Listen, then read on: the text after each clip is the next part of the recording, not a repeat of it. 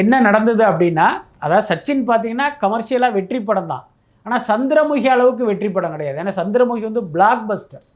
ஏன்னா அப்போ எஸ்.ஏ. சந்திரசேகரன் என்ன பண்ணார் அப்படின்னா, இந்த படத்தையும் வந்து வெற்றி படமாக காட்டணும், முக்கியமாக சந்திரமுகியை விட கூடுதலாக இந்த படம் ஓடிச்சு அப்படிங்கிறத வந்து காட்டணுங்கிறதுனால இவங்களே என்ன பண்ணாங்க, ஏதோ ஒரு தியேட்டரில் வாடகை கட்டி, அநேகமாக தேவி காம்ப்ளெக்ஸில் ஒரு மினி தியேட்டர் தேவிகலா தேவி பாலா மாதிரி ஒரு ஏதோ ஒரு தியேட்டரில் இவங்க ரெண்ட்டு கட்டி அந்த படத்தை ஓட்டினாங்க.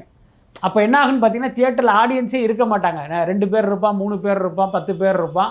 ஆனால் ஷோ மட்டும் ஓடிட்டே இருக்கும். ஏன்னா அதுக்கான வாடகையை வந்து இவங்க கொடுத்துட்றாங்க. அதனால் அந்த தியேட்டருக்காரங்க அந்த படத்தை அப்படி ஓட்டிகிட்டே இருப்பாங்க. அது நடந்தது. இன்னும் சொல்லப்போனால் பல நாட்கள் ஆடியன்ஸ் இல்லாமல் ஷோ பிரேக்லாம் ஆகிருக்கு.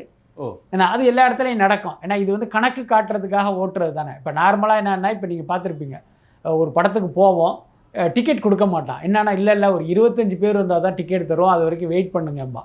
இல்லை 20 பேர் தான் வந்திருக்காங்கன்னா ஷோ கேன்சல் அப்படிம்பாங்க. இது நார்மலாக ரிலீஸ் பண்ணும்போது நடக்கிற விஷயம். ஆனால் நீங்கள் வாடகை கொடுத்து படத்தை ஓட்டும் போது ஒரு ஆடியன்ஸ் வந்தாலும் அவங்க வந்து ஷோவை ஓட்டிடுவாங்க. ஏன்னா முழு ஆடியன்ஸ் வந்ததற்கான வாடகையை வந்து இவங்க கொடுத்துட போகிறாங்க. ஸோ அந்த மாதிரி இந்த படத்தினுடைய நம்பர் ஆஃப் டேஸ் அப்படிங்கிறது கணக்கு காட்டப்பட்டது. அது உண்மை.